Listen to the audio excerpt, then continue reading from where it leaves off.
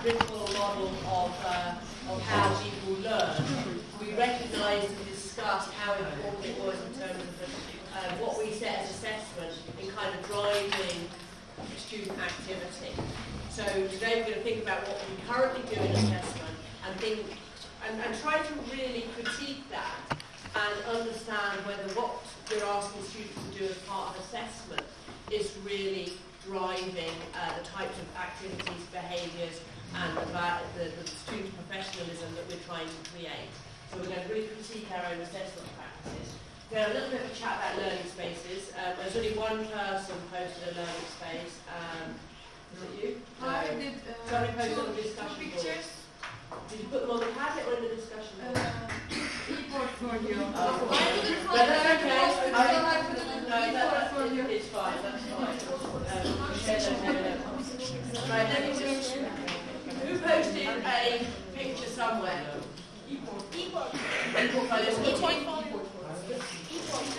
So hang on, I'll go around each team. So two from there, two people did it from there. You posted. So what team are you again? You're Harmony. So we have two pictures there. You give the group I can't pronounce. And how many people posted a picture? One. Okay. And Explorers, how many people posted a picture? Two. I attached it to the discussion. Yeah. Oh yes. Yeah. So I saw yours. Yeah. Three. Okay. I'm going to check so there's no cheating here. Two, three. Right. And one. Okay. Well done. Okay. So the other activity that I asked you to do, I was going to have a look at those pictures. We're going to look at that in the afternoon session. And we think about those kind of physical spaces. I haven't looked at all your pictures because they're all over the place. Is there an inquiry? Do we have a Stuart inquiry on the marks, or are we okay? And then we're going to think about how we learn online, and really that session is just going to be kind of a baseline session to get you to think about how you personally work online. And we're going to build on that into Module 2 to think about how we work with our students online. So maybe get some paper for you to capture your reflections there to make sure that you can take them forward to Module 2. We'll talk about that after lunch. I'm also going to describe to you action learning sets. So I mentioned yesterday that for you to start thinking about what groups you might want to work in between modules. Okay. So you might want to think about people in your same discipline, certainly on the same campus, because otherwise it's not going to work. So these things work best with a group of between 5 and 7. So you can start to think about who you might like to work with. But I'm going to explore that as well much more this afternoon about how those groups are going to work. I also mentioned yesterday about the task for the final day. What I'm going to ask you to do actually is a 2-minute presentation. Okay? And it is literally 2 minutes. I'm going to talk all about that this afternoon and show you some examples. So there's no 2 minutes 15, no 2 minutes 30, it's 2 minutes. Okay? No 1:45. Okay, so that's the plan for today. And we're also going to talk about the higher education context and values, a bit of an activity there.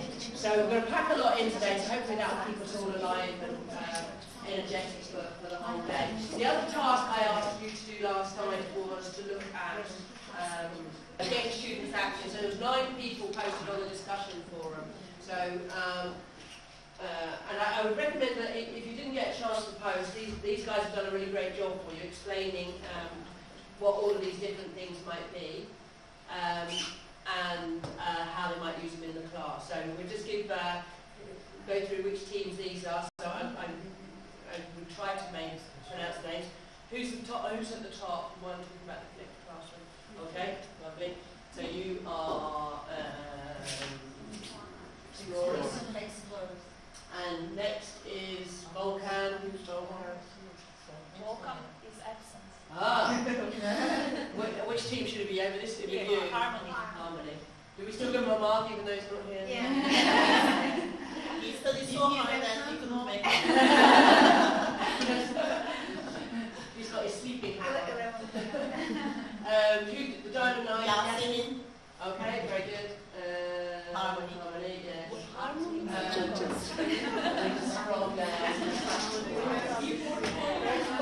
Okay, I'll gather those up in a moment. Mind mapping, how do I pronounce your name? Okay, and how do I pronounce your name? Gizem, okay. And then the fishbone analyses is in, lovely, and you are Moonshine. And mind mapping again, Booster, okay, and up there.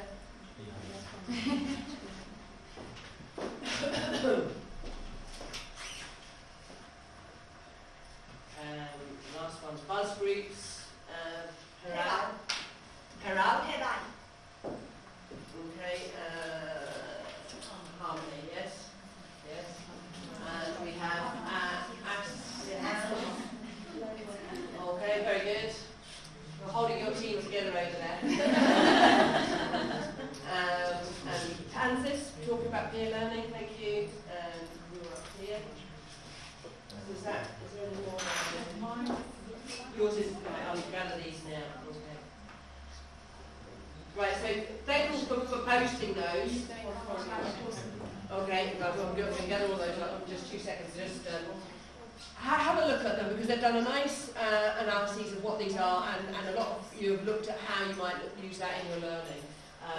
So they've done a really helpful job. Some of you have posted them in your e-portfolio, so that's, which one did you look at?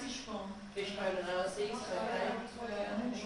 Moonshine, yeah. Anybody else posted their Mind mapping. mind mapping? And you are, okay. Anybody else? Fishbone, and you are Explorers. Anybody else posted their e-portfolio? Okay, so those of you that put them in your e-portfolio, that's grand as well, and hopefully you can just use that as the basis to go forward. But the reason I wanted them here was so that everybody else can learn from each other, okay? But we've got a really nice sort of group of different types of approaches that we can build into the big lecture theatre. So try to get a little bit more active rather than sitting passively. Okay, so on to today.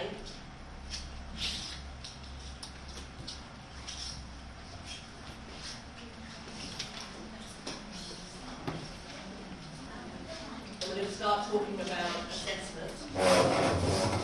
And during the course of what we're going to look at this morning is really diagnosing the issues that we might have with our own assessment. I think we can all be a little bit lazy and keep using the same assessment, and students are using the same assessment methods all the time as well. So a while ago, or maybe a while ago, probably about 20 years ago, when we started getting students to do poster presentations and PowerPoint presentations, and they were kind of quite a novel way of getting students or assessing students. But then they were suddenly doing them in every single module. Everyone thought, oh, this is great, so we're all doing them. As we go through this course, what I would encourage you to do is talk to the people who are also teaching the same groups of students as you on the same program, and make sure that you're all using a variety of different assessment techniques, so that we're not all doing the same things, not all doing essays, not all doing short questions. So yesterday, when I was asking you to think about your teaching style, there was a question about whether you used assessment for learning or assessment of learning. So I'm going to dig into that a little bit deeper today. All assessment should be for learning, and some of it is also of learning. So some of it actually is about how you give the students a grade at the end, but even in that process, it's important that students are learning while they're doing that assessment. And really, we just really reiterate the importance of assessment on driving student behaviours, and hopefully think about some strategies for enhancing our own assessment practice. So what I want you to start off doing in your groups, and hopefully you can find some flip chart paper, because what I want you to think about is think about your graduates once they've finished your degree course. What do you want them to know, understand, and be able to do? Just so think about that sort of much bigger global picture. So we've got some lovely, happy graduates here just about to leave the institution. what qualities and personal values should they have when they're leaving? Okay, so do you want, are they ready to be professionals? Are they very good team workers? Do they understand the ethical principles that underpin their discipline? So can you think about, and this kind of, I'm just thinking you might want to work on this. I think this exercise might work better if you work in your discipline groups, broadly in your discipline groups, rather than in the teams that you're in.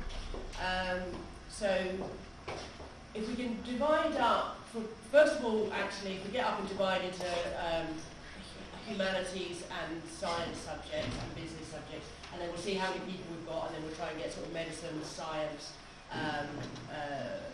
then the arts, yeah? Because I think this exercise is going to work better if you work in your discipline teams, okay? So do you want to get up and move about? So if that, I should have looked at the list, I'm sorry. If we divide the room half and half, so science and then humanities, and then science go to that. Social science is over there. I'm sure you kind of know roughly who's in it. Create a mind map of assessment in terms of, but starting off thinking about these behaviours, skills and knowledge that you want your students to develop, okay, broadly within your discipline area. So thinking back to here, personal qualities, knowledge, content, skills, etc. And just try to map those, so the knowledge, things that you need for your graduates, professional skills, and those kind of professional behaviours, all right? So divide it up into a kind of a mind map of how, of those personal qualities you want your students to develop.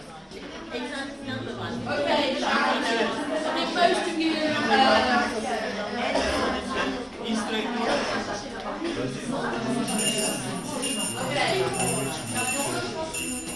I think most of you have completed that task. Some of you are still working on it, a little bit various. Yeah. Right. Okay. I would recommend that you have a look at each other maps when we get a chance for coffee, because I think it's quite interesting to look at different discipline approaches.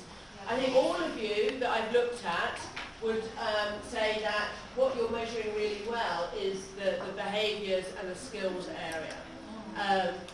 The knowledge and the skills area.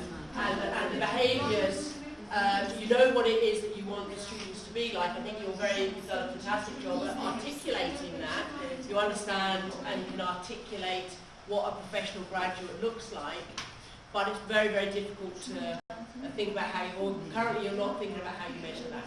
Because it is difficult, much more difficult than knowledge or technical skills, presentation skills, communication skills.